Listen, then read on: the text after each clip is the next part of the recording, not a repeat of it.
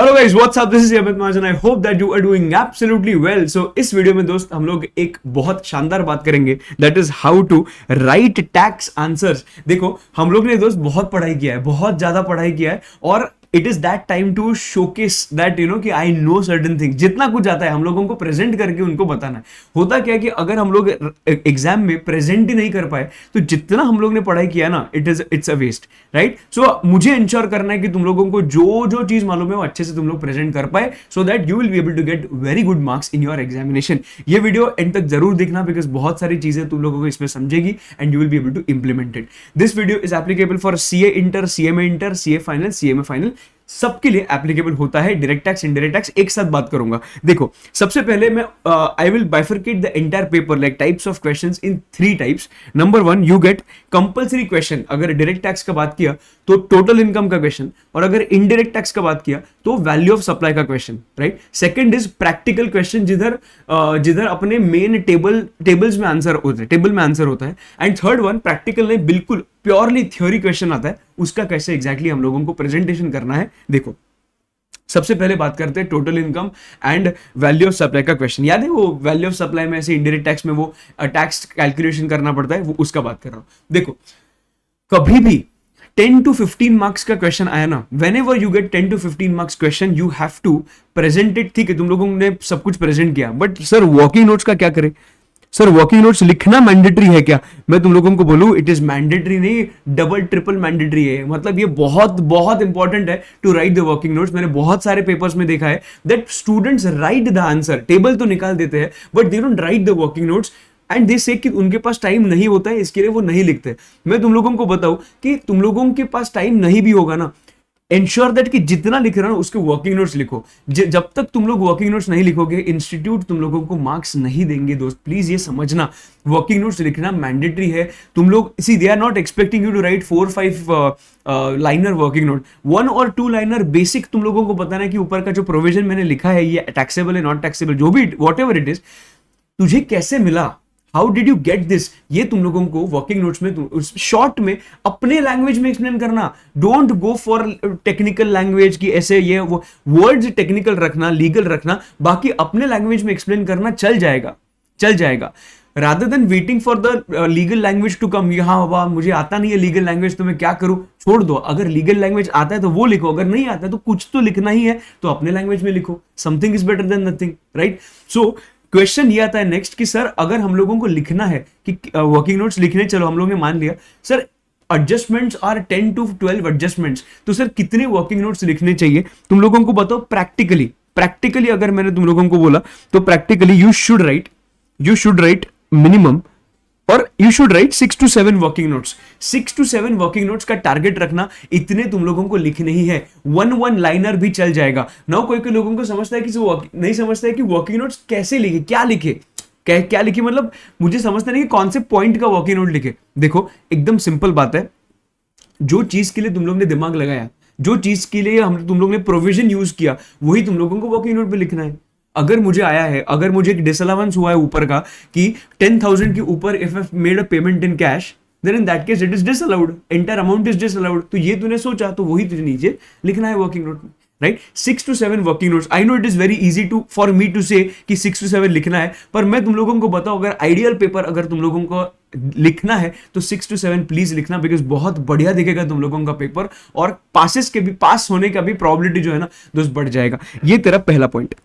Second point यह आता है दैट सर प्रैक्टिकल क्वेश्चन आया एंड उसमें we don't have much working notes to write, मतलब ऊपर कैसे वर्किंग नोट्स होते हैं लिखने के लिए। सेकेंड पॉइंट जो है प्रैक्टिकल क्वेश्चन, उसमें कभी कभी वर्किंग नोट्स नहीं होंगे लिखने के लिए। Sir what is to be done? Then you at least try to get 1 or 2 working notes. See, working notes कुछ ना कुछ तो होगा, ऐसा नहीं होगा कि कुछ भी नहीं। वर्किंग नोट्स होंगे, जो तुम लोग प्रोविजन यूज करोगे वर्किंग नोट्स होंगे। ऐसा सिचुएशन हुआ कि बहुत कम है, try to write 1 or 2 working notes. Some note has to be there to practical questions.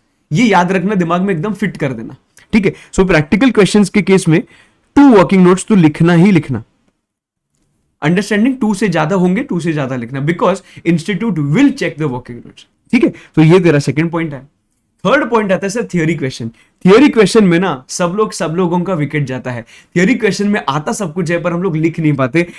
मैं तुम लोगों को बताऊं, थियोरी क्वेश्चन में तुम लोगों को एग्जैक्टली तुम लोग ने जब भी लॉ का पेपर दिया होगा, अगर फाइनल में होंगे तो इंटर में दिया होगा, इंटर में होंगे तो परसों दिया होगा, तो लॉ के पेपर में तुम लोग ने ये इंप्लीमेंट किया कि नहीं मालूम नहीं, पर प्रोफेसर ने तुम लोग को बोला होगा कि सबसे पहले you have to start with Roman 1 provisions.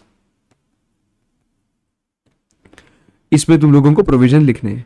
उसके बाद Roman 2 facts and analysis, facts and analysis, इसमें तुम लोगों को जो भी चल रहा है क्वेश्चन में उसके बारे में लिखना है, तो ये इधर लिखना है। एंड वन लाइनर कंक्लूजन, क्या बोला मैंने, वन लाइनर कंक्लूजन। ऐसा अगर तुम लोग ने प्रेजेंट किया ना दोस्त आंसर, मैं बता रहा हूं जो तुम लोगों को आता है ना, इतना अच्छे से प्रेजेंट होगा और इतना अच्छे से सामने वाले को समझेगा ना, बहुत मजा आएगा पेपर पढ़ने के लिए भी और तुम लोगों को लिखने के लिए भी। नाउ यू विल से कि सर इतना टाइम किधर है दोस्त, कैसा है तुम लोगों को जो लिखना है ना, वैसे भी तुम लोग ऐसे ही लिखने वाले हो, मैं लॉ केस में भी मैंने वही डाला था कि तुम लोग ऐसे ही लिखने वाले हो, तो why not to bifurcate this part under provisions, why not to bifurcate this part under facts of the case, and why not to put this part in conclusion. Your entire answer will look well built. कोई के लोग क्या गलती करते हैं कि सीधा answer से स्टार्ट करते हैं, नहीं, you have to start with as per the relevant provisions of the CGST act और as per the relevant provisions of the income tax act 1961। ऐसा ऐसा ऐसा ऐसा होता है अंडरस्टैंडिंग। तो ये स्टार्ट तुम लोगों को ऐसा ही होना चाहिए। नाउ द क्वेश्चन इज कि सर प्रोविजन जो है वो प्रोविजन अपने लैंग्वेज में लिख सकते हैं क्या? देखो, अगर टेक्निकल लैंग्वेज याद रख पाओगे तो रख पाओगे तो रखो और लिखो, पर अगर नहीं रख पाते हो देन खुद के लैंग्वेज में चल जाएगा, प्रॉब्लम नहीं है। एग्जामिनर विल नॉट चेक कि एग्जैक्टली मॉड्यूल लैंग्वेज है क्या, नहीं, वर्ड्स होंगे, बाकी खुद का लैंग्वेज कनेक्टिंग लैंग्वेज होगा, कुछ प्रॉब्लम नहीं है। Try to elaborate a lot of things. जो तुम लोग एक सेंटेंस में खत्म करते हो, try to write it in 1 or 2 sentences, right? So तुम लोग एलैबोरेट करके लिखो, don't write 1 big sentence, try to break that sentence into 2 points, correct? तो वो तुम लोगों के लिए इजी हो जाएगा। Then facts of the case and conclusion. So all these things मेरे हिसाब से ये इंपॉर्टेंट है, और प्लीज ये चीजों जो मैंने चीज तुम लोगों को बताई, वॉकिंग नोट्स का बात बताया, कितने वॉकिंग नोट्स लिखने हैं वो बताया, वॉकिंग नोट्स का जो साइज होगा वो 1 or 2 लाइन्स हो सकता है every walking note. Practical questions के टाइम पे वॉकिंग नोट्स कम होंगे तो क्या करना है वो मैंने बताया। उसके बाद थियोरी क्वेश्चंस होंगे तो कैसे एग्जाम में प्रेजेंट करना है वो भी मैंने बताया। Directly don't jump on the conclusion पे डायरेक्टली जंप मत करो, आराम से सब कुछ एक्सप्लेन करो और उसके बाद तुम लोग कंक्लूजन पे जा सकते हो।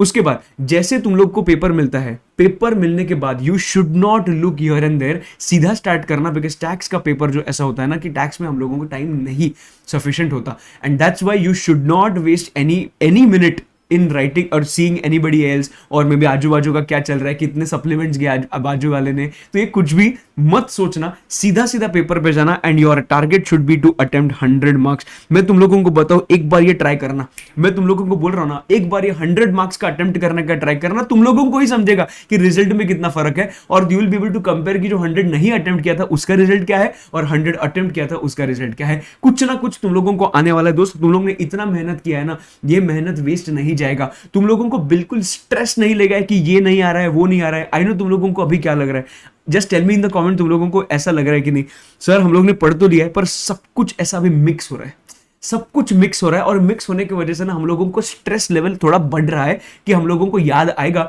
कि नहीं याद आएगा। मैं बताऊं, सब लोगों को सब कुछ याद आएगा, सब कुछ याद आएगा। मेरे साथ भी ऐसा हुआ है, मैंने भी पेपर्स दिए हैं, मैंने भी इंटर दिया है, मैंने भी फाइनल दिया है। I know the exact situation की तुम लोगों को अभी कैसा लग रहा है। जस्ट दैट एक प्लान तुम लोगों के सामने आई होप होगा कि क्या अभी करना है। सोचो मत कि याद आएगा कि नहीं, याद आ जाएगा ऐसा तुम लोग बोलो, भगवान भरोसे, हाँ अभी चलो ठीक है, जो अभी जो होगा वो देखा जाएगा, ये कॉन्फिडेंस के साथ जाना। बट ऑफकोर्स उसके पहले पढ़ना भी पड़ता है। सो तुम लोग ने ऑलरेडी पढ़ लिया है तो बिल्कुल स्ट्रेस नहीं लेना है। कल का पेपर मतलब जो भी नेक्स्ट पेपर आपका होगा जब भी, बहुत अच्छा जाने वाला है। सो बिल्कुल बिल्कुल बिल्कुल तुम लोग टेंशन नहीं लेने वाले हो। I wish you all the luck for your exams.